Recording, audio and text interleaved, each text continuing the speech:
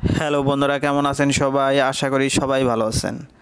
বন্ধুরা, আমাদের এই গল্পগুলো যদি ভালো লাগে অবশ্যই লাইক করবেন, কমেন্টস করবেন।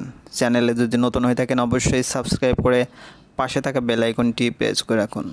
আমাদের আজকের গল্প চন্দ্রপ্রভা রজনী, পর্ব 22, লেখা সামিয়া খান। সামনের জলধারার উপর উদাস দৃষ্টিতে তাকিয়ে আছে মায়া। দীর্ঘ 15 দিন যাবৎ তার জলের মধ্যে বসবাস। একটা নাম না জানা পাখি তার মাথার উপর দিয়ে শব্দ করে উড়ে গেল। মায়া চিনে না ওই পাখিকে। ভিনদেশের সব কিছু তার কাছে অচেনা লাগে। এই যেমন সামনের নীল সবুজে মিশে জলকে বড্ড অচেনা লাগছে, অনেকটা শ্যাওলা মিশ্রিত সমুদ্র পানির মতো লাগছে। ইউরোপীয় দেশগুলোর মধ্যে অন্যতম বিখ্যাত দেশ হলো ইতালি। নানা ইতিহাস সমৃদ্ধে ভরপুর। সিটি অফ লাভ, ভ্যানিস হচ্ছে ইতালির অন্যতম নান্দনিক সৌন্দর্যের ভরপুর। প্রেমের শহর, সাহিত্যের শহর বলা হয় একে। জলের শহর ভ্যানিস, কারণ পুরো শহরটাই জলের উপর। 118টি দ্বীপ নিয়ে ভ্যানিস শহর গঠিত। পুরো শহর জুড়ে রয়েছে নানা ক্যানেল, মোট 117টি। এই ক্যানেলগুলোর মধ্যে চলাচলের অন্যতম উপায় হলো ছোট ছোট নৌকা বা ডিঙ্গি। এসব ক্যানেলে আবার অনেক জমকালো সেতু রয়েছে, তার মধ্যে অন্যতম রিয়াল্টো ব্রিজ, যা গ্র্যান্ড ক্যানেলের উপর তৈরি। রিয়াল্টো ব্রিজের নিচে অপূর্ব কারুকাজ খচিত গন্ডোলায় বসে পানির দিকে এক দৃষ্টিতে তাকিয়ে আছে মায়া।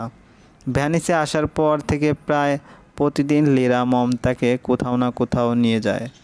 তার ভাষ্যমতে সে মায়ার মা। মায়ার নাম এখন হয়ে গিয়েছে মায়াবিনী, অথচ সব নাম মায়ামতী নামের কাছে বড্ড ফিকে লাগে। তার পাশে সদ্য বিবাহিত নবদম্পতিগুলো গন্ডোল করে ঘুরে বেড়াচ্ছে, তাদের দেখতে মায়ার বেশ লাগে। সেও তো নতুন বউ, 3 মাস হলো কেবল তার বিয়ের। আদৌ কি সে বিবাহিত? বিবাহিত হলে তো আর তার স্বামী তাকে ছেড়ে দিতে পারতো না। রোজ দিহানের সোশ্যাল মিডিয়া সাইটে একবার করে ভিজিট করে মায়া। সম্প্রতি কথা উঠেছে খুব শীঘ্রই সুপারস্টার দিহান আহসান এর সাথে প্রযোজক রিশা চৌধুরীর বিয়ে। তাদের চকচকে ঝলমলে যুগল ছবি পুরো টাইমলাইনে জুড়ে ঘুরে বেড়ায়। মায়া শুধু অবাক হয়ে দিহানকে দেখে। দিহান যেন আরও সুশ্রী হয়ে উঠেছে দিনকে দিন। নাকি মায়ার চোখেও কে নিত্য নতুন লাগে। লীরার শব্দে চকিত হয়ে লীরাকে মায়ার কাছে 60-এর দশকের বিখ্যাত অভিনেত্রী সুচিত্রা সেনের মতো লাগে। বড্ড মিষ্টি দেখতে, তার মধ্যে ব্যবহার পুরো আমায়িক। হোয়াট আর ইউ থিঙ্কিং হানি? কিছুটা। মায়ার নির্লিপ্ত স্বাভাবিক উত্তর, এটা সে সব সময় করে। খুবই সংকীর্ণ কথা বলে মায়া তার সাথে। মায়ার জড়তায় স্পষ্টত লেয়ার কাছে। মায়াবিনী, তোমার জানতে ইচ্ছে করে না যে আমি তোর মা হলাম কীভাবে? হয়, কিন্তু আপনাকে দেখে তো মনে হয় না আপনি বলবেন না। একটা অদ্ভুত হাসি আসলো লীরা। হাসির কম্পন জলে গিয়ে মনে হয় স্রোতের সৃষ্টি করলো। সেদিকে বেশ মনোযোগ দিকে কিছু খোঁজার প্রয়াসে রয়েছে মায়া। হাসি থামালো লীরা। মায়াবিনী, তোমার জন্ম কোথায় জানো? হ্যাঁ, বাংলাদেশে। না, তুমি ভুল। তোমার জন্ম ইতালিতে। এই প্রেমের শহর, ভালোবাসার শহর ভ্যানিসে। মানে? তোমার বায়োলজিক্যাল মাদার হলো হুসনিয়ারা, মানে আমার ছোট বোন। তাহলে তো আপনি আমার খালা লাগেন। লাগতাম, এখন আমি তোমার মা। তুমি যখন জন্ম নিলে তখন তোমাকে দত্তক হিসেবে দিয়েছিল তোমার মা বাবা আমার কাছে। কেন? কারণ আমি সন্তান জন্ম দিতে অক্ষম। দুঃখিত। না, এতে দুঃখিত হওয়ার কিছু নেই। যখন তুমি জন্ম নিলে তখন আমার স্বামী জীবিত ছিল। তুমি দেখতে নাকি ছোট্ট বিড়াল ছানার মতো হয়েছিলে, আমার স্বামী বলতো সব সময়। যেহেতু আমাদের কোনো সন্তান হয়নি, তাই তোমাকে দত্তক হিসেবে চাই আমরা। প্রথম প্রথম হুসনিয়ারা ও তোমার বাবা রাজি না হলেও পরে আমার কান্নাকাটিতে রাজি হয়ে যায়। তুমি তোমার জন্মের 1 বছর পর্যন্ত ভ্যানিসে ছিলে। তাহলে আমাকে দিয়ে দিলেন কেন আবার? একটা দীর্ঘশ্বাস ছাড়ল লীরা। স্কার্পে মুখ জড়াতে জড়াতে বলল,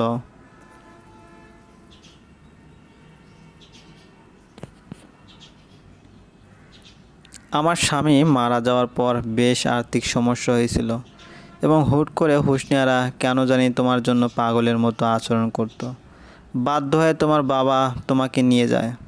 আমার তখন এরকম সামর্থ্য ছিল না তোমাকে রাখার। প্রায় 20 বছর আমি একটা কেস লড়ে তারপর তোমাকে পেয়েছি। 20 বছর? এটা কি আদৌ পসিবল? আপনার এই কথাটা মিথ্যে। তুমি কিভাবে বুঝলে মায়াবিনী? আমি গরু নই, আবার পুরোদস্তুর চালাকও নও। হয়তো বাসায় যাব।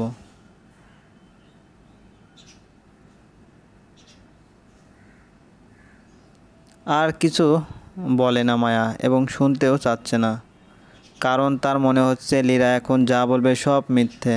মায়ার ভিতরে ক্ষুদ্র এক ধরনের ব্যথা অনুভব হচ্ছে। আপাতত তার ঘুম প্রয়োজনে, গভীর ঘুম। দিহার চেম্বারে এসেছে দিহান আর রিশা। ইদানিং রিশা বেশ অসুস্থ থাকে, কারণটা কারো অজানা নয়। ফার্স্ট স্টেজ ব্রেস্ট ক্যান্সারের ভুগছে সে।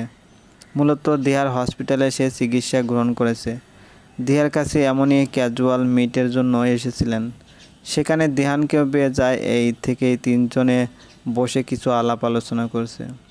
রিশা আরিয়ানকে দেখে, কি কিছু বুঝতে পারো মায়া কোথায় থাকতে পারে? দিহা, ভাই নিজে জানলে তো। এই লীরা ম্যাডাম প্রচুর চালাক মহিলা। ভাইয়াকে বলেছে ফ্রান্সে যাচ্ছে, অথচ দিব্যি কোন দেশে গিয়ে লুকিয়ে রয়েছে। আরিয়ান ভাইয়াকেও গোল খাইয়ে ছাড়ছে। কথাটা বলে দিহা রিশা অট্টহাসিতে ফেটে পড়ল। দিহান চেয়ারে বসে গভীরভাবে কিছু চিন্তা করছে। আচ্ছা দিহা। জি ভাইয়া। সবুজ তোকে মায়ার ব্যাপারে কিছু বলছে না কেন? জানি না ভাইয়া, আমার মায়ার জন্য খুব টেনশন হয়। না জানি কি অবস্থায় আছে। মায়া ভালো অবস্থাতেই আছে। এত শিওর কিভাবে দিহান? কারণ লীরা ব্যক্তিটাকে যতটুকু চিনেছি তাতে সে মায়ার ক্ষতি করতে আসেনি। অন্য কোনো কারণ আছে, আমরাও তাই মনে হয়। তোমাদের বিয়েটাকে কত সহজে ফেক বানিয়ে দিল। সব হয়েছে মাহাসিনের বাচ্চার জন্য। শালা। উফ দিহান, দুটো মেয়ের সামনে কেউ এত বাজে গালি দেয়? দিতে হয় এসব কালশব্দের জন্য। এখন এসব কথা বাদ। মায়াকে কোথায় খুঁজবে?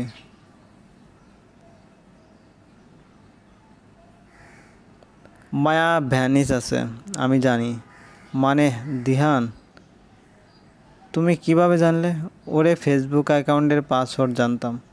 তাতেই হয়েছে, কারণ ওর আইডির লোকেশন এখন ভ্যানিসে দেখাচ্ছে। তাহলে তো হয়েই গেল। মায়ার কাছে যাও না কেন? এত সহজ না রিশা। লীরাকে এবং কি চায় তা জানতে হবে। সেটা অবশ্য ঠিক। খটখট শব্দ হলো দরজায়।